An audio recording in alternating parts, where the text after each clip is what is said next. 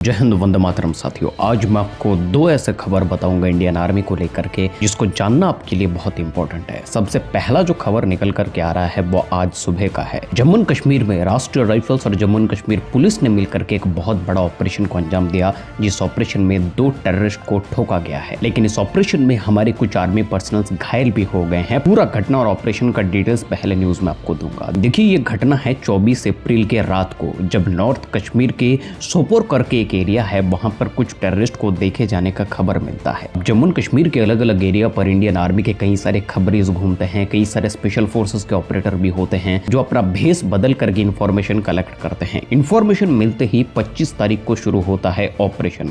राष्ट्रीय राइफल्स और Jammu and Kashmir police ने एक ज्वाइंट ऑपरेशन लॉन्च किया उन टेररिस्ट के खिलाफ। 25 तारीख मिडनाइट के बाद सोपोर एरिया में कुछ टेररिस्ट को स्पॉट भी किया जाता है। राष्ट्रीय राइफल्स की ओर से टेररिस्ट को सरेंडर करने के लिए कहा जाता है, लेकिन वो सरेंडर नहीं करते हैं बल्कि फायरिंग करना शुरू कर लेते हैं। फायरिंग का जवाब देने के लिए हमारे ओर से भी फायरिंग खोला गया और ये फायर फाइट जिस जगह पर हुआ वो एक सिविलियन एरिया था। देखिए, इसके बारे में आगे चल के बात करेंगे क्यों सिविलियन एरिया पर फायर फाइट हुआ।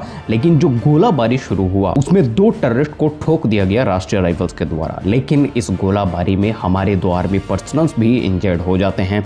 उनको तुरंत हॉस्पिटलाइज्ड किया जाता है। अभी उनका जो हेल्थ कंडीशनिंग है वो मैं ओपनली शेयर नहीं कर सकता। अब आते हैं सिविलियन एरिया पर। देखिए, सिविलियन एरिया पर ऑपरेशन को कंडक्ट करने का यही सबसे बड़ा ड्रॉबैक है कि इस ऑपरेशन में एक सिविलियन इंजर्ड हो चुके हैं। अब मैं आपको बता दूं, देखिए, जितने भी टेररिस्ट पीओके से एंटर करते हैं हमारे एरिया पर, उनका प्राइमरी प्लानिंग ही यही होता है कि हम सिविलियन एरिया पर छुप के रहेंगे नामर्द की तरह, ताकि अगर कभी भी इंडियन आर्मी या फिर स्पेशल फोर्सेस आकर के चार्ज करे तो सिविलियन एरिया पर भाग दौड़ मच जाए। आप सोचो, अगर कोई मार्केट एरिया पर एक भी फायरिंग होता है तो मार्केट के लोग, वहां पर जितने भी बच्चियां हैं, वहां पर जितने भी औरत हैं, जितने भी आदमी हैं, बूढ़े बच्चे हैं, सभी वहां पर भाग दौड़ करना शुरू करेंगे और इसी मौके का फायदा उठा करके वो जो टेररिस्ट है वो भाग सकता है उस एरिया से। और दूसरा ये टारगेट है कि इंडियन आर्मी अगर चार्ज करता है, फायरिंग करता है, तो पहला जो सबसे गलत होने का चांस है कि वो फायर किया हुआ गोली जाकर के किसी सिविलियन को लग जाए, या फिर दूसरी ओर से टेररिस्ट की ओर से अगर कोई फायर किया जाए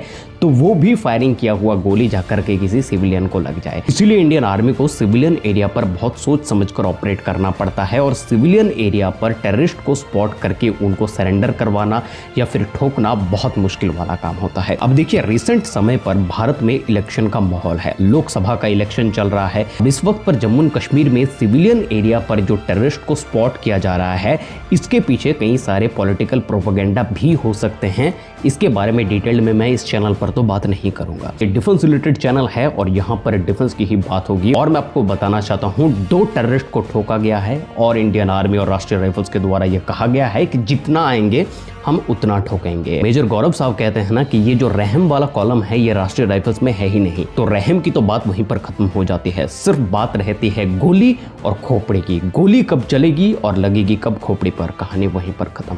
अब दूसरे न्यूज पर आते हैं। यह है इंडियन आर्मी के सोल्जर्स की ट्रेनिंग को लेकर के। रिसेंटली इंडियन आर्मी के चीफ जनरल मनोज पांडे साहब ने यह कहा है कि अब इंडियन आर्मी के सोल्जर्स की फिजिकल और मेंटल ट्रेनिंग के साथ साथ में मिलिट्री टेक्नोलॉजी के ऊपर भी ट्रेनिंग देना होगा। इसीलिए इंडियन आर्मी के सोल्जर्स की जो ट्रेनिंग सिस्टम है उसको पूरी तरीके से अपडेट किया गया है। इसमें लैंड वॉरफेयर स्टडीज में क्या क्या टेक्नोलॉजी यूज किया जा सकता है, जैसे वर्चुअल रियलिटी को ट्रेनिंग में इंट्रोड्यूस किया जाएगा, एआई को ट्रेनिंग में इंट्रोड्यूस किया जाएगा, साइबर स्पेशलाइजेशन जैसी चीजों को ट्रेनिंग में इंक्लूड किया जाएगा। अब देखिए, इस पर मेरा ओपिनियन बड़ा सिंपल एंड क्लियर है। ये चीज करना पड़ेगा। अगर किसी भी देश के सोल्जर को वॉर सिचुएशन के लिए रेडी होना है, तैयार होना है, तो सबसे पहले टेक्नोलॉजी को अडॉप्ट करना पड़ेगा और हाईली एडवांस इक्विपमेंट को यूज करना पड़ेगा और उसे किस तरीके से इफेक्टिवली यूज किया जाए उसका जो तरीका है वो सीखना पड़ेगा। देखिए, आज की डेट में अगर कोई युद्ध होता है दोनों देशों के बीच में तो वो वॉर होगा टेक्नोलॉजी का। रिसेंटली आपने यूक्रेन और रशिया का वॉर देखा, वहां पर भी जो टेक्नोलॉजी का भरपूर इस्तेमाल उस वॉर में देखा गया है, उस चीज को देख करके हमें सीखना है। इंडियन आर्मी के सोल्जर्स के लिए फिजिकल और मेंटल ट्रेनिंग के साथ साथ में टेक्नोलॉजी की ट्रेनिंग भी जरूरी है। आप क्या सोचते हो इसके बारे में, इन दोनों न्यूज के बारे में, वो कमेंट बॉक्स में लिखना मत भूलिएगा। इसी तरह के डिफेंस रिलेटेड न्यूज और अपडेट्स देखने के लिए चैनल को सब्सक्राइब करके बेल नोटिफिकेशन को प्रेस कर लीजिए। जय हिंद, वंदे मातरम।